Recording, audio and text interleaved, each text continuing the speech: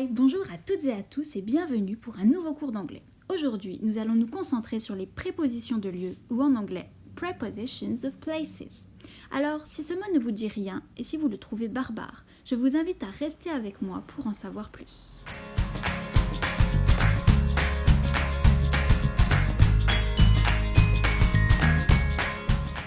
Qu'est-ce qu'une préposition de lieu ?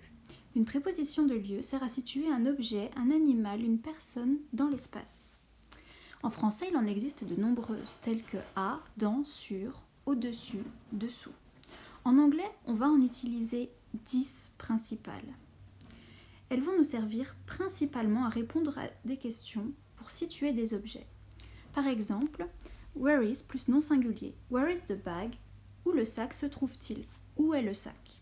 Ou alors, where are plus nom pluriel, where are the books, où sont les livres, où les livres se trouvent-ils. Nous allons désormais passer en revue les 10 prépositions les plus utilisées en anglais. Number 1, behind. In this picture, where is the cat? The cat is behind the box. Le chat est derrière la boîte. Behind voudrait donc dire derrière. Number 2, in front of. In this picture, where is the teacher?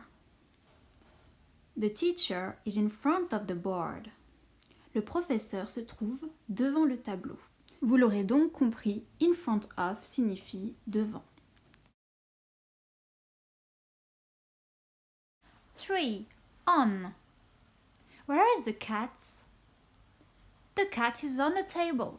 Le chat est sur la table. On signifie donc sur. 4. Above. In this picture, where is the plane? The plane is above the mountains. L'avion est au-dessus des montagnes. Above signifie donc au-dessus. 5. Under.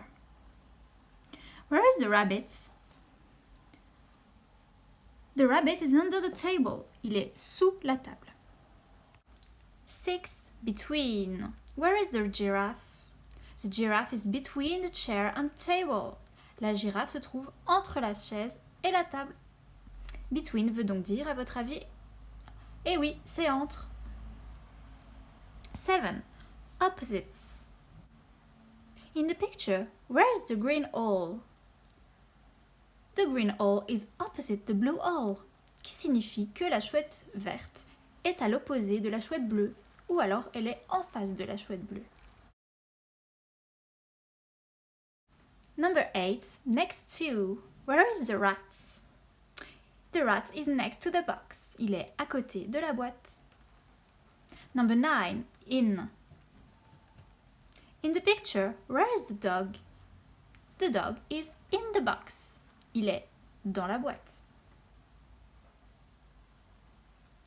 Number 10. At. Where is the boy? Nous allons voir 3 cas de figure. First one. The boy is at school. Il est à l'école. Number 2. Where is the boy? The boy is at home. Il est à la maison. Number 3. The boy is at the cinema. Il est au cinéma. Nous voyons ici que at sert à parler du lieu où quelqu'un se trouve au moment actuel.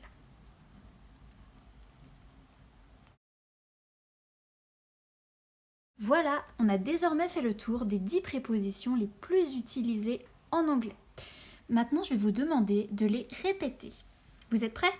C'est parti. Let's repeat. Behind. In front of. On. Opposite. Next to. In. At. Between. Under. Above. Great! Congratulations! Félicitations à tous! Pour terminer, nous allons voir comment conjuguer le verbe be, le verbe être, quand il s'agit de situer un objet. En effet, il va falloir l'accorder au sujet. Par exemple, si l'on veut poser la question « Where is the book ?» Où est le livre? On va avoir le nom book au singulier et le verbe être conjugué à la troisième personne du singulier au présent simple is.